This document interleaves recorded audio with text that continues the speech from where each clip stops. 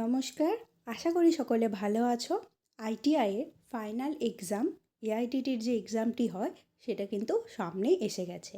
আর সেই জন্য আমি ফিটার ট্রেডের প্র্যাকটিক্যালের কিছু স্যাম্পল কোশ্চেন নিয়ে এসেছি, যেইগুলো পরীক্ষাতে পড়তেও পারে। ফার্স্ট কোশ্চেনটা দেখে নাও।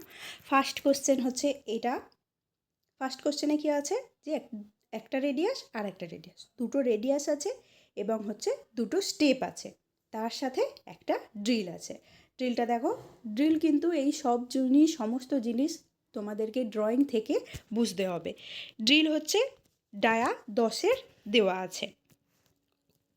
ওকে, নেক্সট কোশ্চেন দেখো। নেক্সট কোশ্চেনে হচ্ছে অ্যাঙ্গেল আছে দুটো, কর্নার যেটাকে বলি, কর্নার আছে এবং হচ্ছে রেডিয়াস আছে, আর তার সাথে হচ্ছে স্টেপ আছে। তো এইটা হচ্ছে নেক্সট স্যাম্পল কোশ্চেন।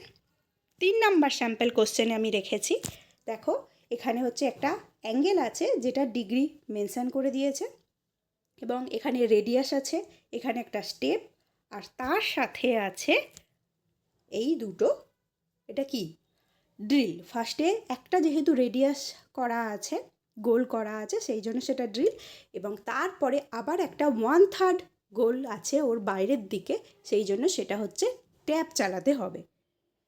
সেখানে ট্যাপ চালাতে হবে। ট্যাপের দেখো এইখানে মাপটাও বলে দিয়েছে, M8x1.5/2, মানে দুটোতে ট্যাপিং হবে।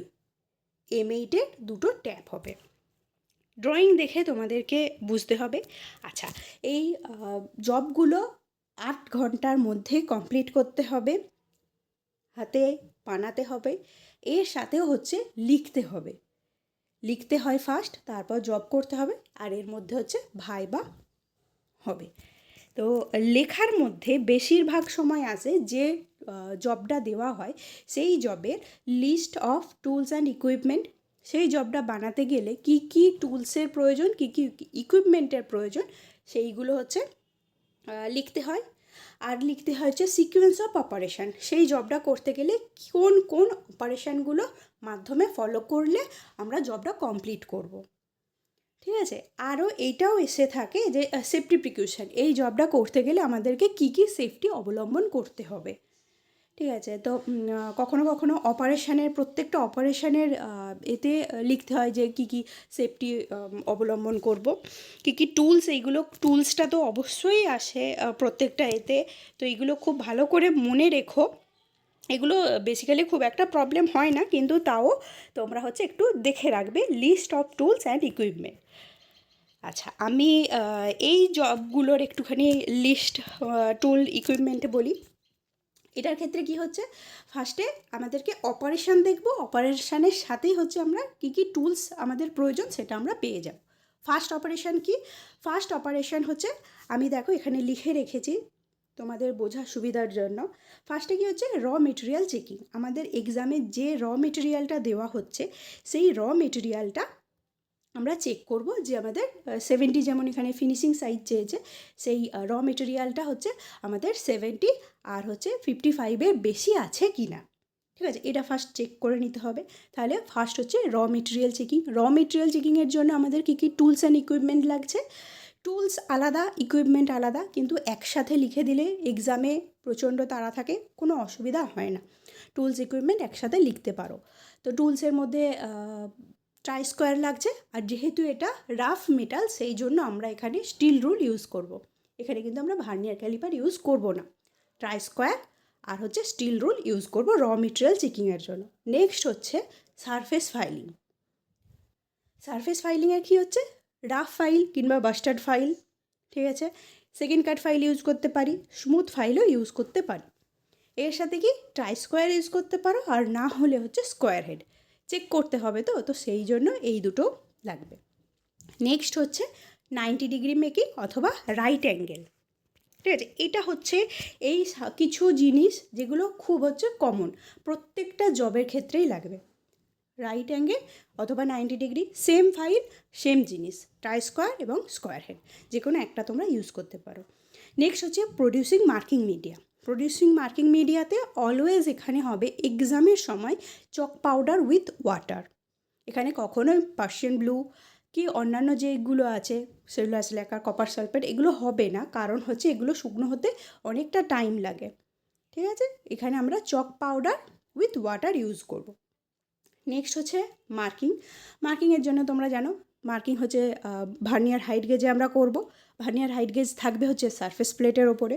তাহলে এই টুলসগুলো আমাদের প্রয়োজন হচ্ছে, সারফেস প্লেট, তার সাথে হচ্ছে অ্যাঙ্গেল প্লেট এবং ভার্নিয়ার হাইট গেজ। এবার মার্কিংয়ের জন্য কোনো জবে, এই জবটার ক্ষেত্রে কিন্তু কোনো ডিভাইডার লাগছে। হ্যাঁ, এখানেও কিন্তু ডিভাইডার লাগছে, যেহেতু R10 আছে, একটা রেডিয়াস দেওয়া আছে। এবার সেই অনুযায়ী আমাদেরকে বুঝে করতে হবে। তো এইগুলো, এটার ক্ষেত্রেও আমার ডিভাইডার লাগছে। ঠিক আছে, যেইখানে যেই জিনিসের প্রয়োজন সেই জব অনুযায়ী তোমাদেরকে বলতে হবে। আচ্ছা, মার্কিং হয়ে গেল। মার্কিংয়ের পরে যদি লাস্ট জবটা দেখি, লাস্ট জবটাতে ট্যাপিং আছে, তো মার্কিংয়ের পরে অলওয়েজ হবে ড্রিলিং। আগে মেশিনের কাজ সেরে নেবো। মেশিনের কাজ করতে পাটিং করে ফেললে বা কোনো কেটে ফেললে, তো সেই জায়গায় হচ্ছে মেশিনে ধরতে অসুবিধা হবে। তো সেই জন্য আগে মেশিনের কাজ করে নেব। ফার্স্টে আমরা ড্রিল করে নেব। কত ড্রিল হবে সেইটা তোমাদের এখান থেকে ক্যালকুলেট করে বার করতে হবে। ঠিক আছে, কত ড্রিল হচ্ছে এখানটায় ক্যালকুলেট করে বার করতে হবে। এখানে লেখা আছে 1.5 M8-এর ড্রিল। ঠিক আছে, এটা ক্যালকুলেট করতে হবে। Tap drill size 2D minus pitch. ঠিক আছে, আচ্ছা নেক্সট হচ্ছে ড্রিল হয়ে গেল, তারপর ট্যাপিং করে নেব। তারপরে এবার হচ্ছে ফাইলিং, হ্যাকসোয়িং করে নেব। যদি আমাদের কোথাও হ্যাকসোয়িং করার থাকে তাহলে আমরা কাটিং করে নেব, কিংবা হ্যাকসোয়িং বলতে পারো ওটাকে। তো হ্যাকসোয়িং করে নেব, তারপর হচ্ছে ফাইলিং। ঠিক আছে, ফাইলিং করে নিয়ে আমরা স্টেপ বাই স্টেপ সমস্ত ধরো ফাইলিং করে নিলাম। ট্যাপিং ড্রিলিং হয়ে গেল। নেক্সট হচ্ছে আমাদের এইগুলো ফাইলিং হয়ে গেল। ফাইলিং হয়ে যাওয়ার পর কি হচ্ছে, আমাদেরকে চেকিং করতে হবে যে জিনিসটা আমরা যেটা বানাচ্ছি সেটা অবশ্যই আমরা 5 মার্ক দেখে দেখে বানাবো, কিন্তু তাও হচ্ছে চেকিং করতে হবে। তো চেক করব। নেক্সট হচ্ছে চেকিংয়ের পরে হচ্ছে যদি তোমার ক্ষেত্রে ফিটিং জব পড়ে, সেই ক্ষেত্রে হচ্ছে অ্যাসেম্বলি। দুটো পার্ট একসাথে মিলিয়ে অ্যাসেম্বলি করতে হবে। যেহেতু এখানে অ্যাসেম্বলি করার প্রয়োজন নেই, সেই জন্য আমরা রোল নাম্বার পাঞ্চ করব। ঠিক আছে, তারপর অয়েলিং করব, যাতে আমাদের, যেহেতু এটা এমএসের একটা ভাগ হয়, তো এখানে আমাদের রাস্ট পড়তেই পারে, সেই জন্য আমরা অয়েলিং করব এবং তারপর হচ্ছে জব সাবমিট করব। ঠিক আছে, তো এইগুলো কিন্তু খুব পরে পরীক্ষায় তোমরা একটু দেখে রেখো, তোমাদেরই সুবিধা হবে। বুঝতে অসুবিধা হলে অবশ্যই বলো। ধন্যবাদ।